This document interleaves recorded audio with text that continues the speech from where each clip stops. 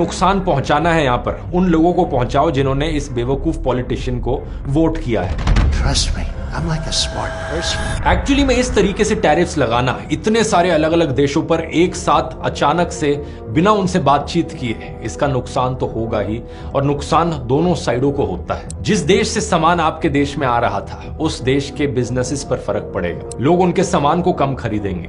लेकिन आपके अपने देश में जब बाहर की चीजें महंगी होंगी, और सिर्फ कोई एक दो चीजें नहीं बल्कि ऑलमोस्ट हर चीज जब महंगी हो जाएगी, तो चोट सीधा आम आदमी की पॉकेट पर पड़ेगी। ट्रंप के टैरिफ्स का सबसे ज्यादा नुकसान अमेरिकन लोगों पर ही पड़ेगा, क्योंकि आज हम एक ग्लोबलाइज्ड दुनिया में रहते हैं। अमेरिका जैसे देश में जो भी सामान बिकता है ज्यादातर केसेस में या तो वो पूरा का पूरा बाहर बना होता है, या फिर उसके अंदर जो छोटे पार्ट्स होते हैं, रॉ मटेरियल होते हैं या इंग्रेडिएंट्स होते हैं, वो बाहर से आए होते हैं। मिस्टर बीस्ट का ही उदाहरण ले लो, उनके द्वारा बनाई गई जो चॉकलेट है, उन्होंने ट्वीट करके बताया कि वैसे तो वो अमेरिका में बनती है, लेकिन चॉकलेट को बनाने के लिए जो कोको बीन्स होते हैं वो बाहर से आते हैं, अफ्रीका जैसे देशों से। और अगर टैरिफ्स बढ़ेंगे तो उन रॉ मटेरियल्स को लाना चॉकलेट बनाने के लिए ज्यादा महंगा होगा, जिससे चॉकलेट का प्राइस बढ़ेगा। इसलिए इन्होंने ट्वीट में लिखा, इन टैरिफ्स के बाद एक्चुअली में चॉकलेट को अमेरिका से बाहर बनाना ज्यादा सस्ता पड़ेगा। अगर हम इतिहास में भी देखें, बार बार जब जब अमेरिका ने इस तरीके से टैरिफ्स लगाए हैं बिना सोचे समझे ब्रॉडली बहुत सारी चीजों पर, बहुत सारे देशों पर, उसका नुकसान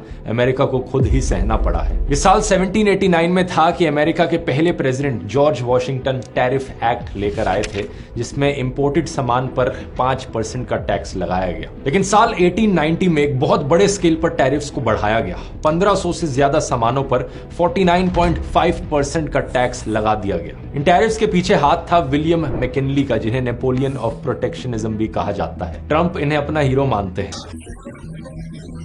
लेकिन इन टैरिफ्स के कारण जानते हैं क्या हुआ?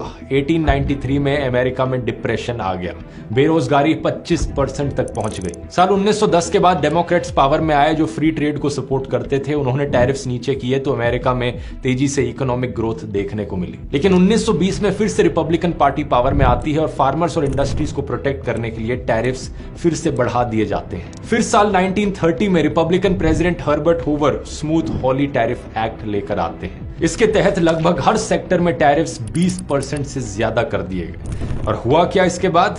बाकी देश खुश नहीं हुए, बाकी देशों ने इसका रिटेलिएशन किया। उन्होंने अपने रिटेलिएटरी टैरिफ्स लगाए और इसके बाद दुनिया भर में इंटरनेशनल ट्रेड नीचे गिर गई। 1929 से लेकर 1934 के बीच में ग्लोबल ट्रेड 66% कम हो गई। 1929 में द ग्रेट डिप्रेशन आया था, इसके पीछे कारण कुछ और थे, लेकिन हालात बद से बदतर हो गए।